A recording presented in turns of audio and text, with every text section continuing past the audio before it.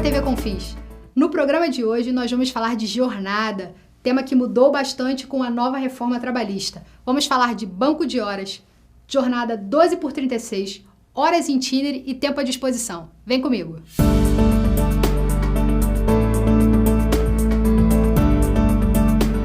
O primeiro tópico que nós vamos abordar é o banco de horas. Banco de horas, antes nós tínhamos um cenário um pouco desconfortável. Se você quisesse firmar um banco de horas, você teria que chamar o seu sindicato e firmar com ele os pontos daquele instrumento.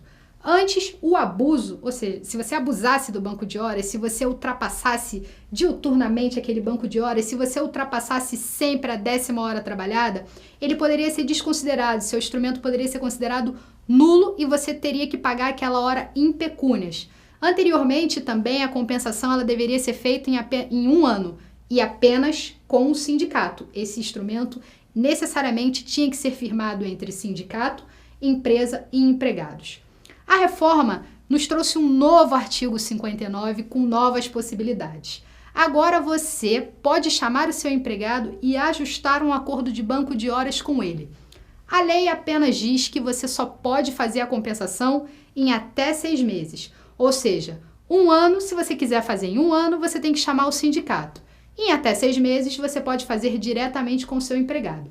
O 59 também trouxe uma questão nova e importante. A quebra do banco de horas, ou seja, se você abusar do banco de horas, como falamos anteriormente, isso não será considerado hora extra habitual. Isso também não será considerado uma afronta ao seu instrumento. E ele vai ser mantido, você vai continuar apenas compensando as horas. Ou seja, o novo artigo 59, além de ter trazido a possibilidade de você fazer o banco de horas diretamente com o seu empregado, ele também trouxe a possibilidade de você ter mais segurança no seu banco. Ou seja, se você estoura em algum período ou outro a 10ª hora, ou se você em algum período não conseguiu dar a compensação para o seu empregado, fique tranquilo, isso não vai fazer com que seu instrumento seja nulo, desde que em algum momento dentro dos 6 meses você conceda aquela folga ao empregado. O nosso próximo tópico é a jornada 12x36, que anteriormente tinha uma situação de vazio normativo. Não havia nenhum artigo, nenhuma lei que falasse da 12x36. Nós trabalhávamos com a súmula do TST, que dizia que você poderia sim fazer um acordo de trabalho de 12 horas por 36 de descanso com seu empregado, desde que você chamasse o sindicato para negociação, assim como o banco de horas. Antes, nós tínhamos um cenário em que o adicional noturno, os domingos e os feriados, eles deveriam ser pagos em pecúnia, ou seja, isso não estava incluído nas 36 horas de descanso que você dava ao seu empregado.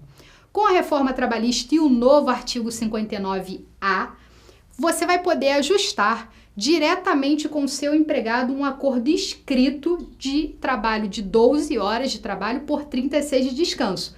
Entretanto, é óbvio, não tem almoço grátis. Tem uma observação.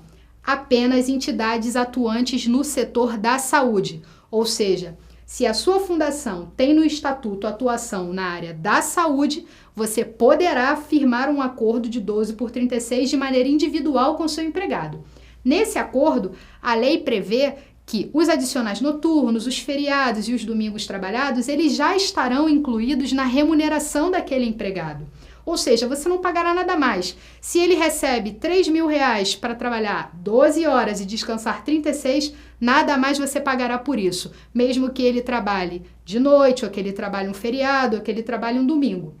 Entretanto, é importante que você observe o seguinte: se sua fundação não tem saúde no estatuto, não tem atuação na área da saúde, você deverá continuar no mesmo cenário de antes, ou seja, chamando o sindicato para negociação. Aí você pode estar se perguntando, e o que o novo artigo 58 muda na minha relação de responsabilidade com meu empregado, trabalho, casa, trabalho? É importante nós lembrarmos que nós temos a Lei 8.213, que trata dos acidentes de trabalho, e no nosso artigo 21, inciso 4, fala do acidente de trabalho de percurso, ou seja, se o seu empregado sofre um acidente de trabalho indo para o trabalho e voltando do trabalho, isto será considerado acidente de trabalho. E se ele tiver um afastamento superior a 15 dias, ele ficará estável durante 1 ano. Inclusive, se ele tiver algum problema, ficar com algum dano, alguma deficiência, isso será a responsabilidade da empresa.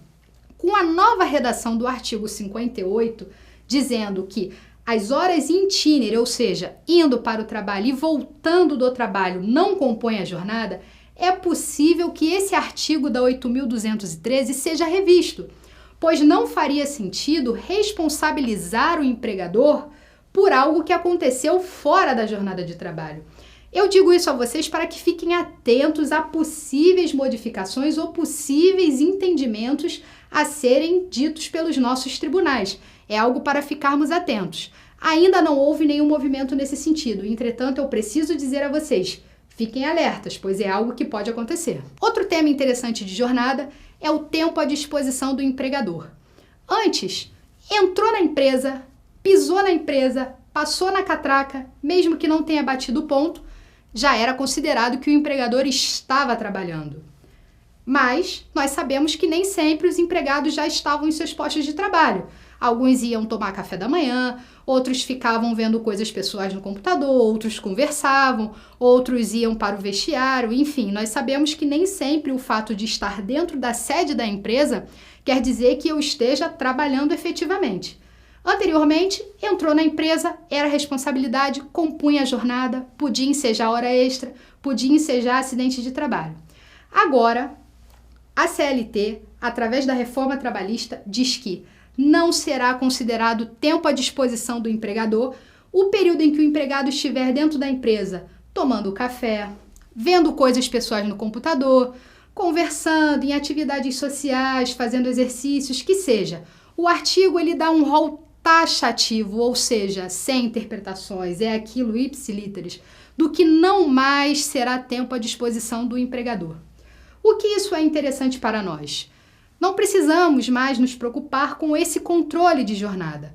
O difícil, em eventual reclamação, seria provar o que o empregado estava fazendo ou não. Entretanto, não é mais uma parte da jornada em que nós temos que nos preocupar em controlar, pois não é mais considerada tempo à disposição do empregador. Ou seja, a partir do momento que ele bateu o ponto e começou a trabalhar, aí sim vamos contar a sua jornada de trabalho. Espero vocês no bloco 3 para falarmos de férias, teletrabalho e rescisão.